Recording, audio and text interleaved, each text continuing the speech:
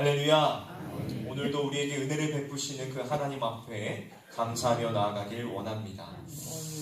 오늘 본문은 굉장히 긴급하고도 급박한 분위기 속에서 시작하고 있습니다.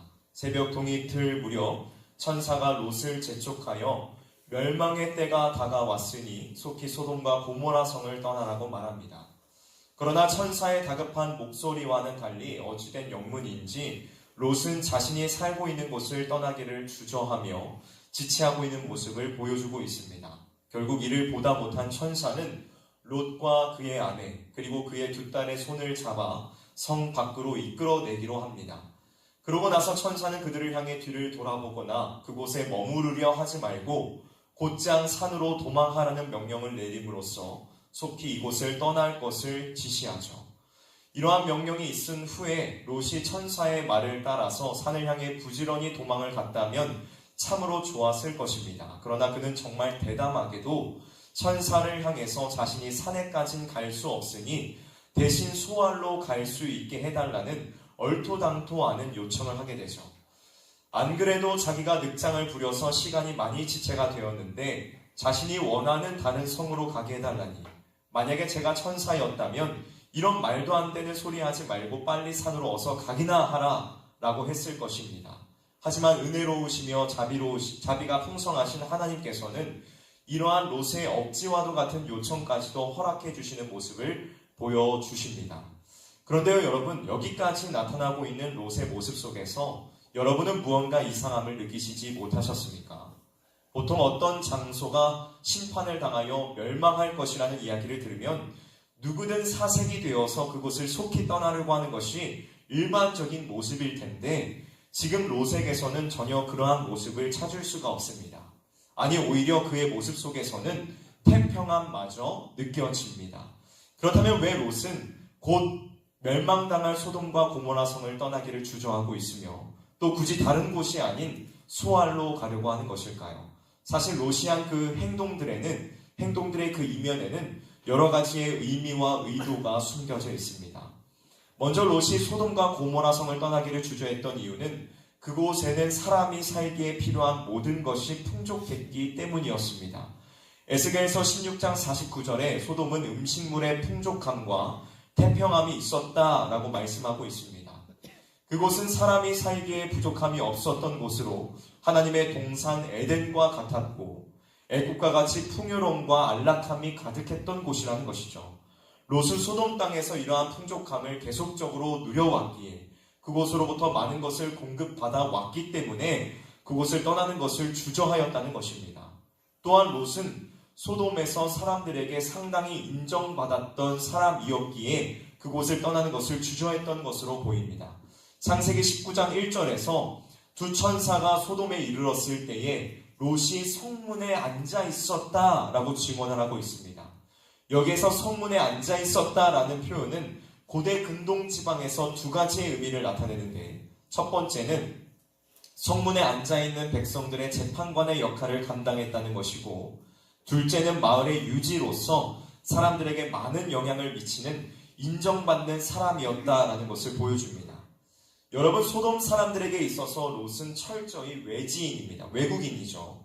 외지인인 그가 한 성읍에 들어와 이러한 자리에 오르기까지는 꽤나 치열한 삶이 그에게 있었을 것임을 생각해 볼 수가 있습니다.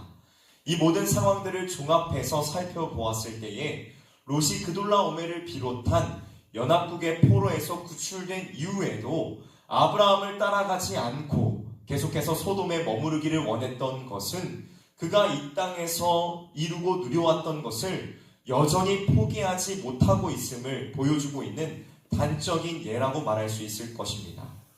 마찬가지로 롯이 소알로 가게 해달라는 요청도 이 모든 일의 연장선상에 있습니다. 창세기 13장 10절에서 롯이 아브라함과 어느 곳으로 갈 것인지를 놓고 결정의 순간에 있을 때에 성경은 이미 그가 소알 땅까지 바라보고 그곳으로 가기로 마음먹었다라는 것을 말씀해주고 있습니다. 여러분, 소알은 소돔의 축소판과 같은 곳으로 소돔과 가까운 곳에 있었습니다. 즉 롯이 지금 천사에게 소알로 가게 해달라고 요청하는 것은 그곳에만 가도, 소알로만 가도 소돔에서 누리던 것을 여전히 누릴 수 있겠다는 어떤 자신의 계산에서 나온 말이었다는 것입니다. 롯은 끝끝내 자신이 누려왔던 것을 버릴 수 없었던 것이죠. 여러분, 우리도 때때로 롯과 같이 세상에서 누리던 혹은 다른 이들로부터 인정을 받는데 너무 치중한 나머지 하나님의 뜻을 바르게 보지 못하고 하나님의 말씀을 따르지 못할 때가 많이 있습니다. 세상에서 누리는 평안한 삶을 얻기 위하여, 자신과 가족의 안락한 삶을 위하여 많은 것들을 계산하며 그것에서 나오는 이익과 하나님을 저울질하려고 할 때가 너무나도 많이 있다는 것입니다. 우리는 하나님의 뜻대로 살아간다 라고 말하면서도 언제나 자신의 이익을 먼저 생각하며 그것을 우선시하는 데 익숙합니다. 그리스도인으로서 욕심을 버리고 세상과 타협하지 않으며 예수께서 가신 고난의 길을 바라보고 앞만 보고 나아가겠노라 끊임없이 다짐하지만 롯의 아내와 같이 뒤를 돌아보아 세상에 대한 아쉬움을 드러내며 또다시 그것을 찾아가는 것이 우리의 본 모습 아닙니까? 우리에게 있는 죄성은 여전히 우리로 하여금 세상과 벗하는 것을 좋은 곳으로 여기게 만들고 하나님의 말씀을 통한 양심의 찔림이 있음에도 불구하고 마음 저편에 소화를 만들어서 소돔으로 다시 돌아가게끔 만듭니다. 하나님의 말씀을 거역하고 반역하려는 우리의 육신의 생각들이 우리에게 가득하여 그분의 뜻을 거역하고 죄악 속에 살아가도록 우리를 짓누르고 있다는 것입니다. 그럼에도 불구하고 하나님은 이러한 죄악 속에 있는 우리를 버리지 않으셨습니다. 믿으십니까? 하나님은 우리를 버리지 않으셨습니다. 롯은 빗나간 동기 속에서 잘못된 것을 바라고 원했지만 하나님께서는 멸망의 현장 가운데서 그를 구원해 주셨습니다. 건져내 주셨습니다. 하나님께서는 그가 바랬던 대로 소알로 갈 수 있도록 은혜를 베푸셨고 또한 그가 소알에 도착할 때까지 불과 유황을 내리지 아니하셨습니다. 여러분, 하나님께서 롯에게 이러한 은혜를 베푸셨던 것은 그가 남들에 비하여 더 나은 의의를 가지고 있어서가 아니었습니다. 또한 하나님을 향한 사랑과 열정이 그 누구보다도 넘쳐서가 아니었습니다. 하나님께서 롯을 구원해 주셨던 것은 아브라함을 생각하셨기 때문이었습니다. 창세기 19장 29절에 성경은 이렇게 증언합니다. 한번 찾아볼까요? 창세기 19장 29절의 말씀입니다. 창세기 19장 29절의 말씀을 우리가 함께 읽어보도록 하겠습니다. 시작! 하나님이 그 지역의 성을 멸하실 때 곧 롯이 거주하는 성을 엎으실 때에 하나님이 아브라함을 생각하사 롯을 그 엎으시는 중에서 내보내셨더라. 아멘. 여기에서 하나님이 아브라함을 생각하셨다는 것은 하나님이 아브라함의 어떠한 행위나 믿음을 보시고 조카인 롯을 구원하셨다는 것을 말씀하고 있는 것이 아닙니다. 이 말씀은 하나님께서 아브라함과 맺으신 약속, 곧 그와 하신 언약을 기억하셨다는 것을 말씀해 주고 있는 것입니다. 사랑하는 성도 여러분, 하나님께서 아브라함과의 언약을 기억하여 롯을 붙들어 주심과 같이 우리를 예수 그리스도로 말미암은 그의 신실하신 약속으로 붙들어 주고 계심을 기억하실 수 있기를 바랍니다.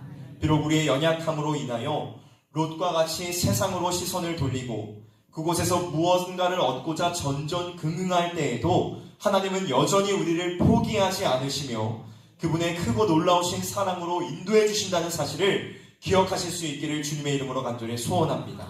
아무런 자격 없고 공로 없는 우리를 불러내어 하나님의 자녀로 삼아주시고 함께 걸어가 주시는 하나님을 기억하며 우리는 이제 우리의 마음속에 있는 소알과 같은 육신의 안목, 이생의 자랑은 버리고 믿음의 주여 우리를 온전케 하시는 이 예수를 바라보며 그분을 의지함으로 나아가는 우리 모두가 되기를 소원합니다.